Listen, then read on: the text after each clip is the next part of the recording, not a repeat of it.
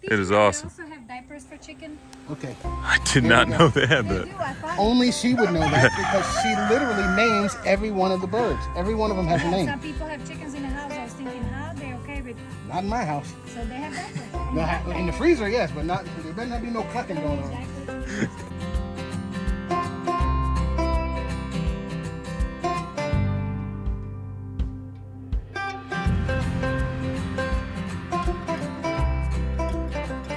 Now, before we get started in this video, I wanted to let you guys know that there's an opportunity to do a food forest workshop on Kevin Frazier's property. Now, you're about to see Kevin Frazier's property here in a second, but I wanted to put this at the beginning of the video so you guys actually see this part. But at the end of January, there's going to be a food forest workshop on Kevin Frazier's property where we're going to go through and do a little bit of weeding, show you what a food forest maintenance job looks like.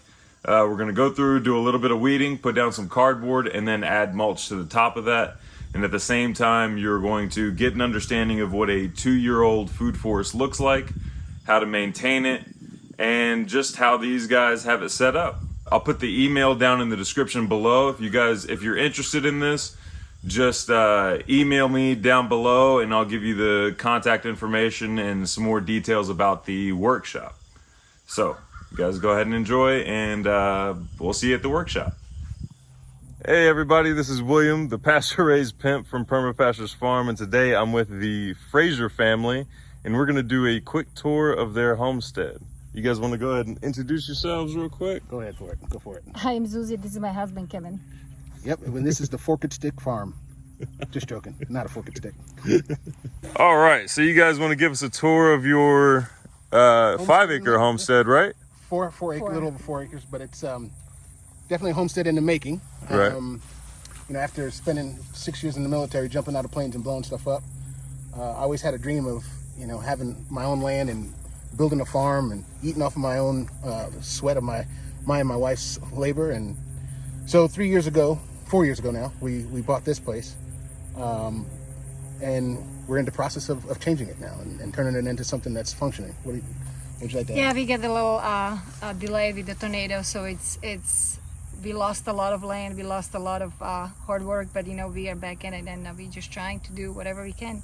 Yeah, one of the most important lessons that my grandfather taught me, that you know, you don't have the option to give up, right? If you fall down 7 times, you get up 8. And so this is, you know, our house was destroyed by a tornado while we were in it.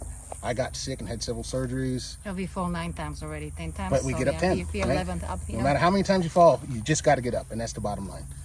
And so, you know, I'm really happy to be here with William. And you know, like I told him, we don't have syndicated television, we don't have cable in the house, but we watch Permapasture Farms. And he does. I work. Cut it out, will you? Yeah. But it's a great inspiration to getting it from the pimp daddy. Because permaculture is my passion. It is the reason why. I stick with the long version of that. But the very first thing we did is we put in our brambles, and so we started with these raspberries. They look kind of rough right now because it's been a tough year.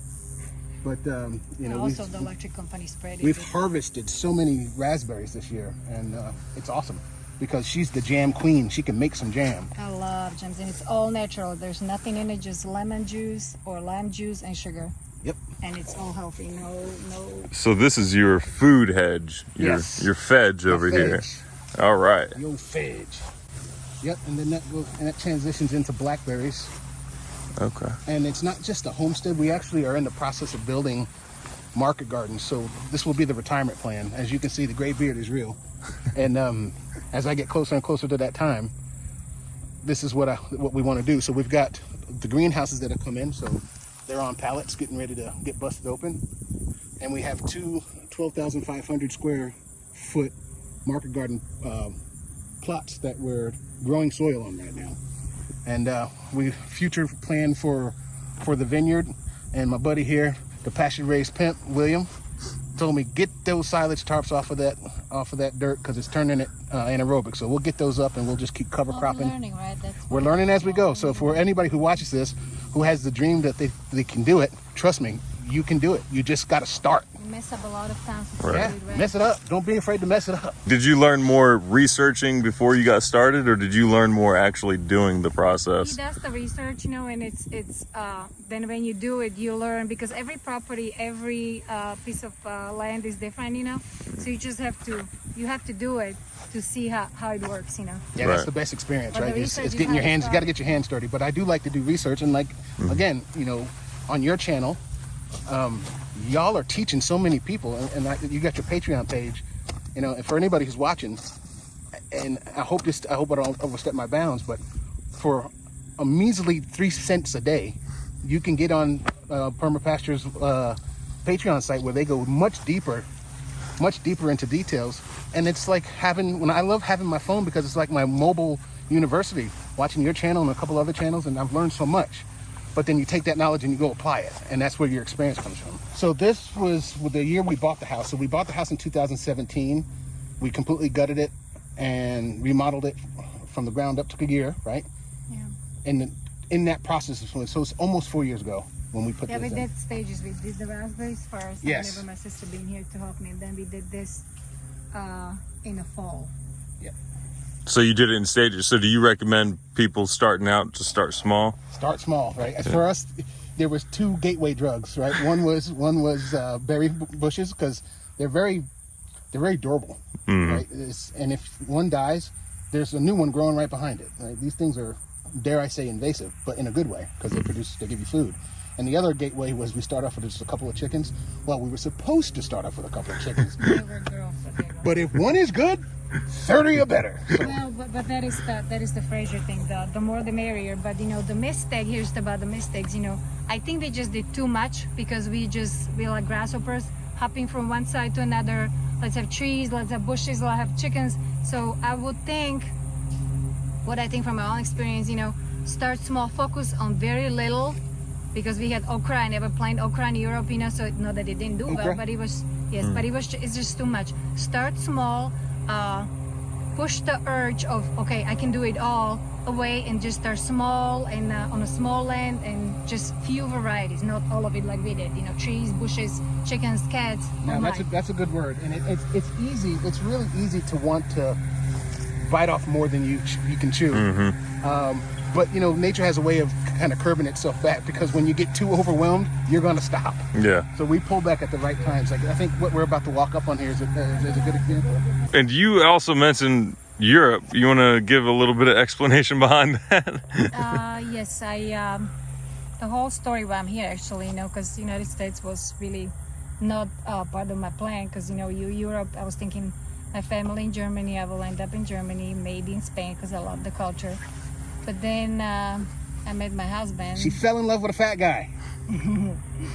Yeah, that's a story for later. But so I came to United States in 2006. That was Phoenix, Arizona, and it was international transfer, right? I was an auditor, so I ended up there, and then we moved to Arkansas. That is how I ended up in the United States. From Slovakia. the great country of Slovakia. That was the point I was getting to.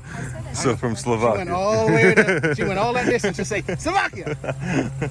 One of the lessons I learned through practical application is you can try to force fit a species. what's native. Yeah, exactly. You can try to force fit a non-native species, but it generally doesn't work out well. Or if it Every does, place that we then put you these spend a Arkansas lot of black time on apples, they just thrive. It's them. just They're beautiful. That's great lesson awesome. to learn. Yeah, that's awesome. Let's get a close up of this one. It's all new growth. Now I'm going to give a shameless plug. So we've spent hundreds of dollars on these little ultrasound deer deterrents, and they work sometimes. Most of the time they don't work, because you can see the deer So damage. you have a mama deer and you have a baby deer, so it's kind of hard to set up the height. You set it up based on the animal. If you have a lower animal, you set it up on a small animal, middle animal. But if you have a deer different size and you set it up on high, the little baby deer, it's gonna be right under the radar. So eating. That's all- why you just take one and drop kick it, and then go on to No, you Perma. don't. You go to Permapastures website and get you a jar of that bone sauce. quick. That was crazy. You just go get you some bone saws, and you don't have to worry about them stinking deer anymore. Or evidently it works on woodchucks, because we had a woodchuck problem, but they haven't come around since we painted. Since she painted everything with that bone saws. Two of the first trees we planted on this property were these pecan trees. I got one here and I got one down there by the creek, and we had a cold snap late in the spring, and most of our trees took a massive hit. This one definitely took a hit. It was beautiful before. It was gorgeous. It was absolutely stunningly gorgeous. But I think if there was something I would share with folks that are out there in YouTube land, would be, a lot of people would get very frustrated and discouraged with this. But easy to do. It's very easy to do. Yeah, it's easy to get discouraged. But here's the thing. This is why you don't ever give up, right? You fall down nine times, you get up 10. Because we were about to pull this tree out, and then we looked at the bottom and saw new growth. And what my friend Will here told me was that the root stock is still quite healthy. And by virtue of the fact that we didn't jump the gun and kill it, and pull it out, our tree came back. It happened on both of the pecan trees. Pretty cool. Like we stated earlier, the retirement plan is to actually have a functioning farm. And here's the first 12,500 square foot plot that we're growing soil on. And that is the thing. You have to, as I'm learning, and I'm not an expert by any stretch, but learning from the Bond family, Permaculture, the thing is that you really stick to your guns on growing soil, because that fixes everything that can possibly go wrong. Chances are it has to do with something in the soil. Either the soil's not right, it's either too anaerobic, it doesn't have the right minerals, or what have you. But you can correct all that. Like, I'm going to take these silage tarps off now because I learned a new lesson. Don't let the soil go anaerobic, and there's a good chance that it'll go anaerobic if you leave it covered. So we'll just continue to cover crop it and grow soil. So when we're ready, we'll put the greenhouses up and off to the races we go. It's a little different comparing to what we used to do in Europe. Every fall we would till the dirt, put manure down, so it has nutrition. We never done tilting once and leaving it be. It's and also that's another problem. That you focusing on growing first. It all starts from the bottom, which is the dirt. If you don't have a quality soil, you can do whatever it is organic. You can plant. You can fertilize it after. No, you need to start just like with good shoes. You have to have a good shoes to walk the miles. So the dirt is very important. Good boots, right? Gotta have those boots. Save the boots. There's an inside joke about save the boots, and it has to do with a tornado. My life wasn't important, but by golly, I better save those 100 pair of boots. Yeah, you want to keep making fun of that small car. I'll keep bringing up the... Here we're at the second market garden plot, and it doesn't look like much now, but I think it's important so people can see it real time as it's developing. So, we intend to do relatively low or no till, but we did till one time in order to kind of break up the soil. And Billy over at Permapastures is the first one to tell you, Mother Earth is in fact modest, and she doesn't like to be uncovered. And so I'll mow this down one time here coming up, and we'll start cover cropping this in the spirit of growing soil, so you can see it in its beginning stages. And so just if it doesn't look like a magazine, that's fine. But you start, right? You do what you can where you're at with what you got, and this is us doing that. There's another thing, if you OCD and you like everything so perfectly, everything chopped down, everything special, you will definitely struggle here. Because when I look at this looks like hot mess on steroids. So you just have to kind of get used to the lifestyle. It's not all perfectly shaped boxes, perfectly everything organized like it used to be in Scottsdale, Arizona. So you kind of have to let go that this is okay. Yeah, we're here. Yeah, we're here in Northwest Arkansas, just outside of Bentonville, and it's a far cry different than Scottsdale. I couldn't stand Scottsdale. No offense to anybody living in Scottsdale. I loved it. But this is good living right here. But this is how we call it, black walnut. But we didn't have black walnuts. We had English walnut. English walnut. So as a kids, we Hazelnut. would pick it up. You will learn that don't touch it. But look how it stains. So before we used all nasty chemically colors. Look at all the bugs in there. Yeah. So we would stain the wood. We would take it and stain whatever you needed to stain. There's some kind of worms in it. That's not good, is it? Well, we're not going to eat it, so. And then we did all alcohol. We would set it, which sounds kind of gross, but we would peel it off, leave it in a jar, and then we pour alcohol in it, sugar, and it was... It's like drinking alcohol. Like drinking alcohol, yeah. Well, we didn't drink it, Mom and the adults did. We are at the foot of the food forest. When we planted this, we didn't have the intention of making a food forest, actually. It was just an orchard. And then I got turned on to permaculture and started learning a little bit about permaculture, and of course ended up at Pastures Farm's website and YouTube channel. And I went from this very traditionally road orchard, and now we're actually converting it into a food forest with, you know, black locusts and all supporting species. You'll see at the bottom of every tree, there's of course comfrey, thanks to Billy over at Perma Pastures. I didn't even know what comfrey was. Now, some people would say, man, you planted that a little bit close to those trees, and we probably did, but at the same time, it doesn't seem to be hurting them, so we're gonna leave well enough alone. But we do harvest the comfrey underneath each tree. We leave half on the site right around the tree to mulch the tree, and then we take half of that other half, so a quarter of it goes to the chickens, so they love eating comfrey, and then a quarter of it we do to ignite our compost piles to add the nitrogen source. If it was not working, the trees would not be growing, you know. So the good thing though is, you know, if people want to learn about this or see what it looks like up close and personal, and we have some people come by every now and again to kind of help pull weeds, which is what she's doing.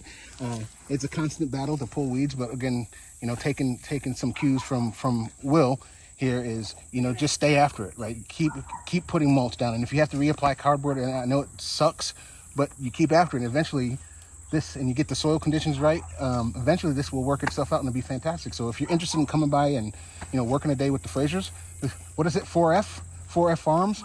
Frazier Family Funny Farm. There it is. So come to the Funny Farm. And guys, keep a lookout if you guys are in the Fayetteville area of Arkansas or within driving distance of that. I'll post something here before too long talking about like an organized work event. You'll come out, learn about a food forest, learn how to maintain a food forest, and you'll see like the beginning stages of a food forest. Amen. which is, I would just add, you know, this is again this different mindset. Where I'm coming from, orchard is perfectly organized, everything in the rows, it goes perfectly fine. But then you have like a hot mess in here. One is here, one is there. So I know it's called food forest because in the forest you don't have anything specially lined and making it all perfect. So that is also an adjustment in your head that you have to be okay with it, that it's not going to be perfect in a perfect shapes, in a perfect square. So it looks like a hot mess, but it works because that's Yeah, that's how nature grows. Absolutely. Yeah. It's in its own pattern.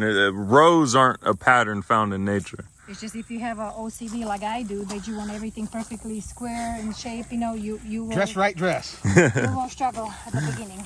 But we've got lilies. We've got, you know, up here we have rhubarb, a supporting species. And we got our blueberries here that we got to get in the ground. That'll be a great project for our work event. What is this, Dada? That smells like oregano. Yeah, because it's, you see I don't think this is a weed. I think No, it's it's not. oregano. You can see. So See, that's what you find, you know, when you plant. Yeah. smells like oregano. It smells like oregano because, you know, see the leaves. Good bug you- blend. Yep. Yes. Exactly. Okay. Yes. Yep. The good bug blend. We've got, you know, wisteria just because I like the smell of it. And I think, I'm not certain, but I think it's in the legume family, which again would make it a nitrogen fixer. But rhubarb, we have lilies, black locust, and that's the stuff that we want to get out of here. So look, this is all these little spikes that just It's a very keep shooting. They rhizomatous go grass, 2-3 and it's meters. very invasive. And we've got a good 8 inches of wood chips down. Took a long time to do it, but anything worth doing is worth doing well. But we just have to keep after it, keep pulling them, keep layering, keep amending the soil. Once you take the wood chips out because you're trying to plant in it, the weeds are very brilliant. They find the little spot and out they go. And I know on camera it might not convey very well, but this is done. For a first timer, this is done very well. I don't know if you can catch that well, but the pink flowers over there, I love those. It's a red variety of buckwheat, and the buckwheat is a nitrogen fixer, helpful in amending the soil. Because the more we focus on the soil, the hypothesis is the more of this stuff becomes easy. But it's just you get to do cool stuff in the garden or in your food forest, planting things that support each of the productive trees. And then you've got wildflowers to help pollinate and feed the pollinators. It's fantastic. But you guys have basically built this food forest on top of solid rock. It's basically solid rock here. Right. Yep. And so It's a little better here. The higher to the ground, to the top you go, oh boy. It's not just a little like big rocks. It's a solid rock. I planted 1,000 bulbs of daffodils with a pitchfork, and you can see sparks like you building Hoover Dam. The Hoover Dam. Hoover Dam is another one. She's stuck on Hoover Dam. But it's funny because we just transplanted these strawberries in here, and those are supporting, you know, helping to fix and stabilize the soil. And you could see kind of a little bit where we started with these peach trees. There's three different cultivars of peach trees here, and they're perfectly lined in a row. So we'll make these adjustments. We'll continue to build out guilds around these trees. And you can see if we come over here, we started already with, you know, putting in a black locust, and something is enjoying the black locust. So I'd rather it eat the black locust than the fruit trees. It's the grasshoppers. I'm glad you But we caught got it clover in because, here. The idea when I put this in, not knowing what I was doing, to be completely honest, just taking a few cues from like Permaculture. I'm sorry to keep going back to that, but it is what it is. I heard they're a pretty good channel. Yeah, pretty good. That's that Billy guy.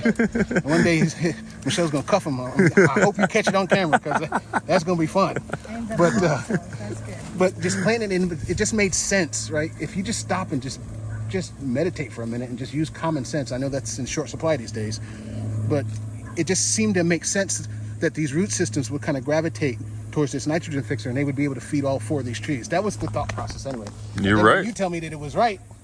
It was an alien thought, and he told me the first I'm time. bad now. You can't tell me nothing. What in Sam Hades is this, you know, planting trees, supporting with, you know, can you not just buy a bag of whatever fertilizer we need?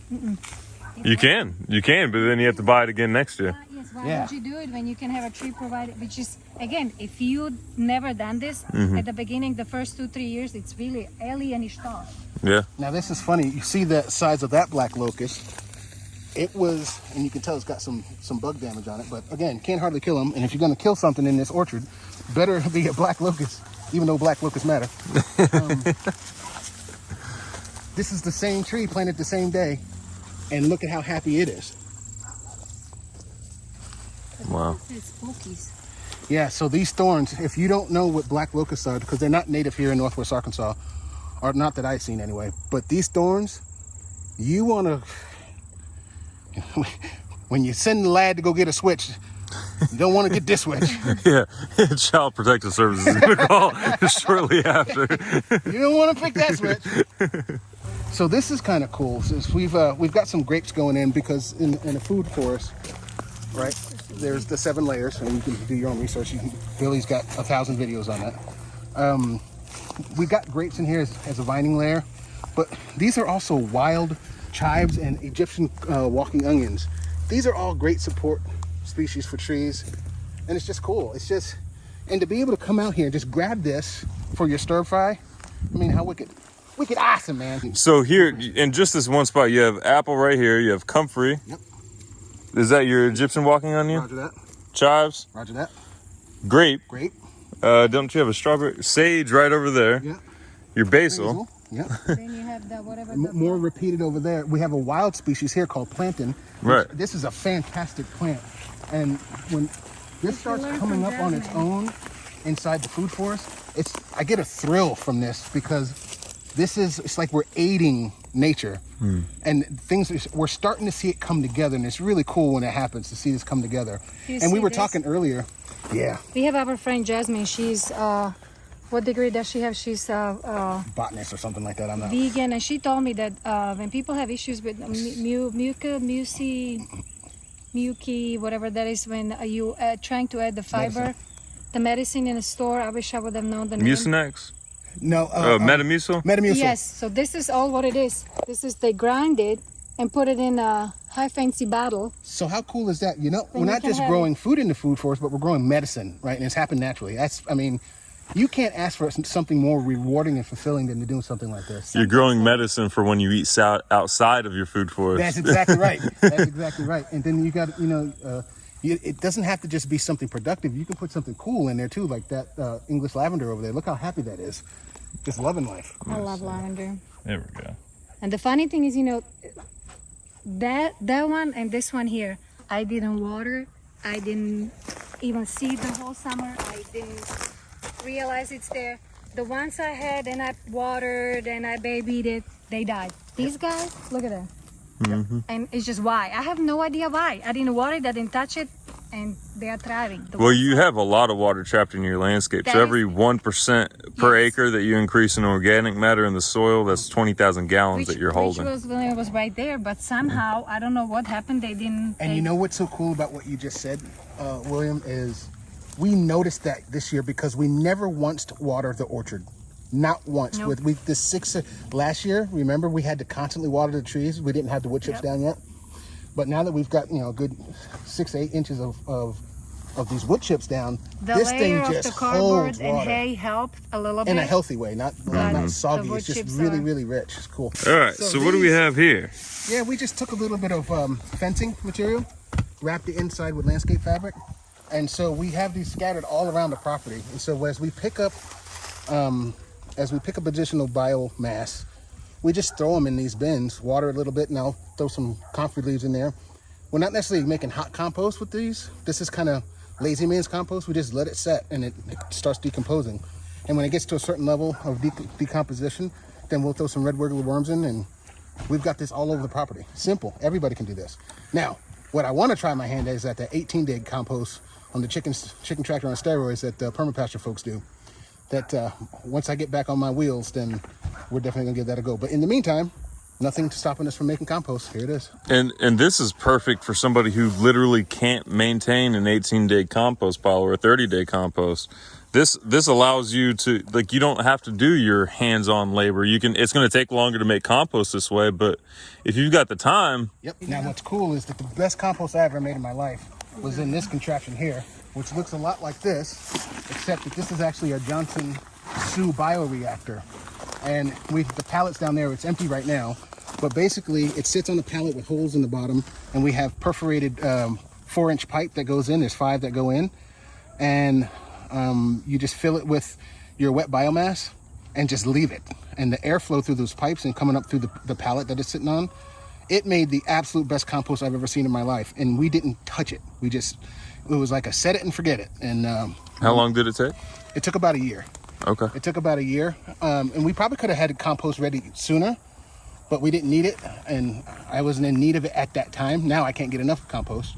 And we'll talk a little bit about compost up here in a minute. But this was a great start. We actually started with this, and it worked out really well. And I highly recommend it. If you can't do compost, active compost and managing compost, this is a fantastic way to make compost. And you got it right your first time. You know how many times I had to make 18-day compost before I got it right? Yeah, but you were with Jeff Lockman. Man. I trade. Okay. Actually, this is a very dear friend did this for us, and we weren't joking. With the name of the farm now is officially 4F. And for those in the military who've been medically discharged, you'll know what 4F is.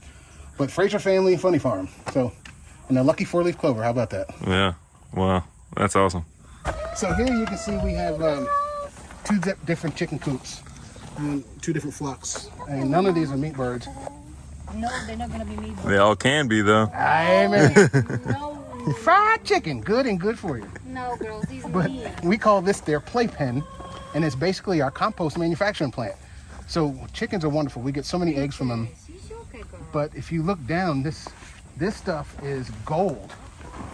This is all compost. We take all organic materials and throw it in here. They scratch through it and turn that stuff into, then we take it from here and we take it in buckets and then sift it through. I just made this top out of hardware cloth and a couple 2x4s.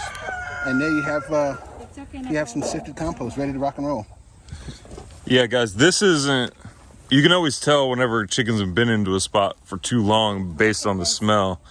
And this isn't bare soil. I know it kind of looks like that on camera. This isn't just scratched, beat down soil. This is compost. Look at that. The chickens are basically bedding down and creating one massive compost pile. Yep. So this is an alternative to the chicken tractor on steroids. If you can't go out there and flip piles, like 4 piles every week, you can just have them create your compost here, and then you move the compost to there and then off to wherever else you need it. And guys, there's no smell. There's no smell at all. It's beautiful. It is They awesome. also have diapers for chicken. Okay. I did There not you go. know they had They that. do. I find Only she would know that because she literally names every one of the birds. Every one of them has a name. some people have chickens in the house. I was thinking, how they okay with? Not in my house. So they have diapers. And No, you have in the diapers. freezer, yes, but not. There better not be no clucking Don't going need on. diapers in the freezer. But we Maybe chose they these breeds on purpose, right? So Well, the and, leghorns, the white leghorns. You talk about a working chicken. When if you're doing composting, those son of a guns, they will scratch to China and come back for dinner. They're amazing. They are lethal. The snake, when you bring the one, Oh man, you get a snake in there and they go to town. they go first. The other girls are always like tagging along, but Whitey's, and there's no food, there's nothing they will not touch and they will not work. As hard as it is, they have no problem. Other girls, they get a little spoiled, but the leghorns, you know, they are fantastic layers. Small bird, they like big eggs. I don't know how they push it out, but they do. And then we have cocomorans. We have, Cuckoo marans. I call it chocomorans, but obviously that's not how it. Cuckoo marans. Chocomorans. I like chocolate. She's the language expert. I think we should just go with whatever We'll she go with says. She's the one that knows 7 of them. Yeah, Chaco. And we have a sapphire. Blue and sapphire. Blue sapphire. Oh, we and, have some of those. They're gorgeous Chip, birds. she's I think she's the Bielfelder? Bielfelder. That was a surprise chick, but surprise. McMurray hatchery. That's where we get our chickens. Right. There's a lot of places you can get them from, but they've been very consistent for us.